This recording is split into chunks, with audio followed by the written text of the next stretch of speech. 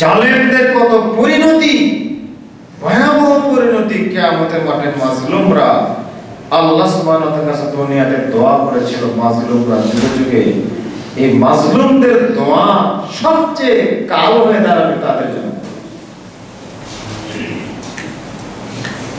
মাজলুমদের দোয়া জালেমদের সবচেয়ে কাল হয়ে দাঁড়াবে আসরের মাঠে। যেহেতু আনাস বিন মালিক রাদিয়াল্লাহু তাআলা আনহু বলেন, রাসূল সাল্লাল্লাহু আলাইহি ওয়াসাল্লাম বলেছেন, সালাসাতুন লা তুরাদ্দু, সালাসু দাওয়াতিন লা তুরাদ্দু, তিন শ্রেণীর দোয়া কোশ্চিন কালো ফেরত দেওয়া হয় না। তিনজন ব্যক্তির দোয়া কোশ্চিন কালো আল্লাহ ফেরত দেন না, সাথে সাথে আল্লাহ কবুল করেন। এক, আমরা আগে থেকে জানি দাওয়াতুল মাজলুম, মাজলুম ব্যক্তির দোয়া। দুই, দাওয়াতুল মুসাফির, মুসাফিরের দোয়া। তিন, দাওয়াতুল ওয়ালিদাইনে, পিতামাতার দোয়া আলা ওয়ালাদিহিমা, সন্তানদের ব্যাপারে পিতামাতার দোয়া আল্লাহ সাথে সাথে কবুল করেন।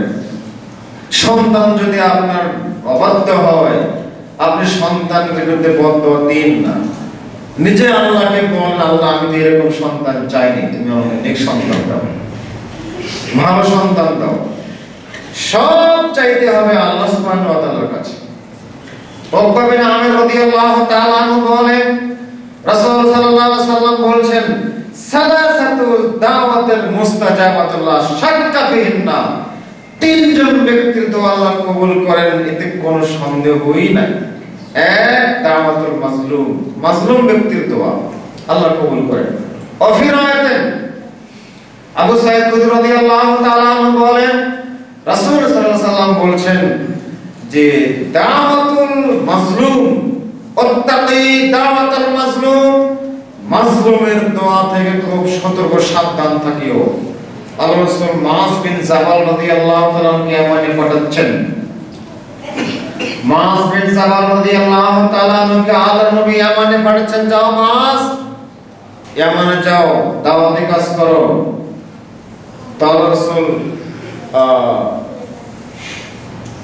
হেঁটে হেঁটে যাচ্ছেন, মাস বিন জাবাল সোয়ারের উপরে আছেন।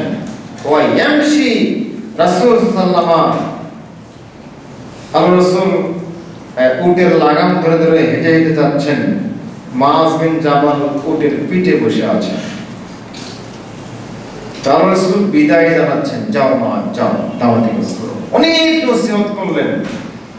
তো যখন বিদায় জানালেন মাস বিন জাবালকে, আল্লাহ সাল্লাম বিদায় জানালেন, তো ওই মুহূর্তে আল্লাহ সাল্লাম মাস বিন জাবালকে বললেন, অনেক নসিহত করলেন, মা যাও।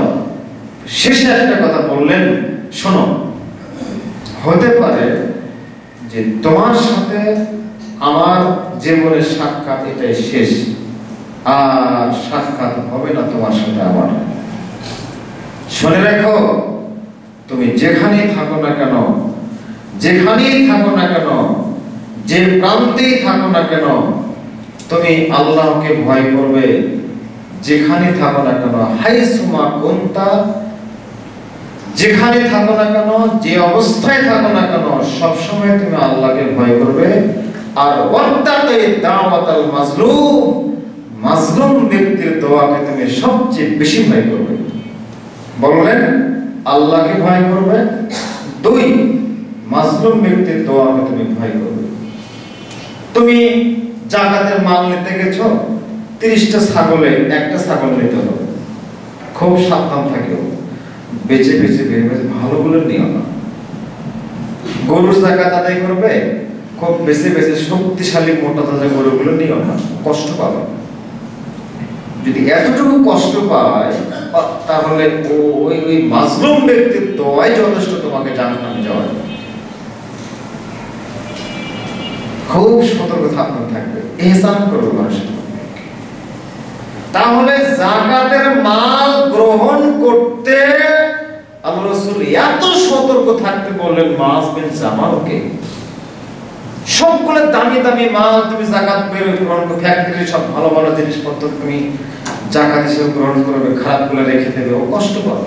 একটু যদি বলে এই প্রশাসক এত খারাপ, এই প্রশাসকটা এত খারাপ, আমার তো অত্যাচার করলো, আমার তো অবিচার করলো, এই পরিমাণ তো আমার জাকাত হয় না। এই একটা কথা তোমাকে তোমার বিরুদ্ধে আল্লাহকে বলে তোমার ধ্বংসের জন্য যথেষ্ট আর কিছু লাগবে না। এটা মাজলুমের দোয়া। পরে বাকাল বলছেন ওয়াইন কানা ওয়াক্তামে দাওয়াতাল মাজলুম, মাজলুমের দোয়া থেকে সতর্ক সাবধান থাকিও। ওয়াইন কানা কাফিরান, যদি সে কাফির হয় তার দোয়া আল্লাহ কবুল করেন। ওয়াইন কানা ফাজিরান, মাজলুম যদি ফাজির হয় তাও আল্লাহ তার দোয়া কবুল করেন। ফাফজুরহু আলা নাফসি, সে পাপ করেছে, নিজের উপরে পাপ করেছে, নিজের উপর পাপ করার কারণে তার শাস্তি সে নিজে পাবে। নিজের উপর পাপ করার কারণে তার শাস্তি সে নিজে পাবে। সে যদি হিন্দু হয়, তার হিন্দুত্ব কায়েম নিজের উপর করার কারণে তার পাপ আল্লাহ, তার অপরাধের কারণে আল্লাহ তাকে শাস্তি দেবেন, সেটা ভিন্ন কথা। কিন্তু জুলুম তার উপর করতে যেও না, আল্লাহ তোমাকে ধরবেন।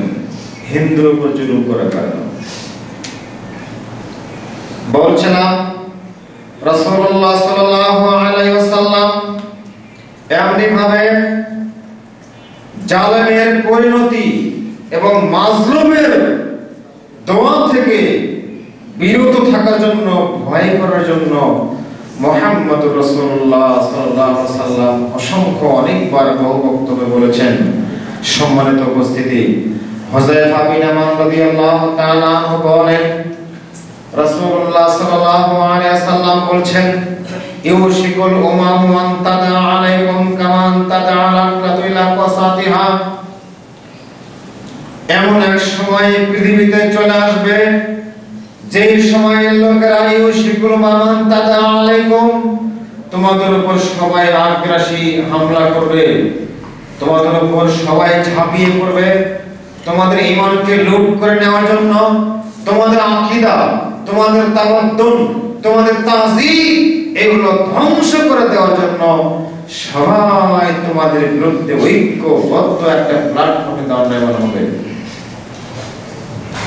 কেমন তাদা আকলাতু ইলা ওয়াসাতিহা, যেমন ভাবে ক্ষুধার্ত ব্যক্তিরা প্লেট ভর্তি হরেক রকমের খাবারের চতুর্দিকে বসে যেমন দ্রুত খেয়ে নেয়, যার যেমন ক্ষুধা দ্রুত খাদ্য গ্রহণ করে ক্ষুধার্ত ব্যক্তিরা, ঠিক ক্ষুধার্ত ব্যক্তিদের মতো তোমরা মুমিন এবং মুসলিমদের উপরে অন্যান্য ধর্মাবলম্বী যারা আছে, ইহুদি, খ্রিস্টান, বৌদ্ধ, হিন্দু, মুনাফিক, সবাই ঐক্যবদ্ধভাবে তোমাদের উপরে আগ্রাসী হামলা করবে। এমন এক সময় তোমাদের উপরে চলে আসবে। আল্লাহ রাসূল বললেন, সাহাবা কেরাম বললেন আমিন কিল্লাতেন নাহনু ইয়াউমাইদিন, আল্লাহর নবী ওরা যে সবাই আমাদের বিরুদ্ধাচরণ করবে, আমরা কি সংখ্যায় কম থাকবো? আমিন কিল্লাতেন নাহনু ইয়াউমাইদিন, ওরকম সংখ্যায় আমরা ওই সময় কম থাকবো, অল্প সংখ্যা তাই না? বাল আনতুম হিনাইদিন কাসীর, তোমরা সংখ্যায় সেদিন অনেক অনেক অনেক থাকবে, সংখ্যায় অনেক বেশি, তোমরা সংখ্যায় কম না, সংখ্যা তোমাদের অনেক অনেক অনেক বেশি থাকবে। তবে চাইলে তোমাদের সংখ্যা বেশি থাকলেও তোমরা হবে আবর্জনার মতো, ফেনীর নোয়াখালী কুমিল্লার পানিতে ভেসে আসা আবর্জনার মতো তোমরা হবে।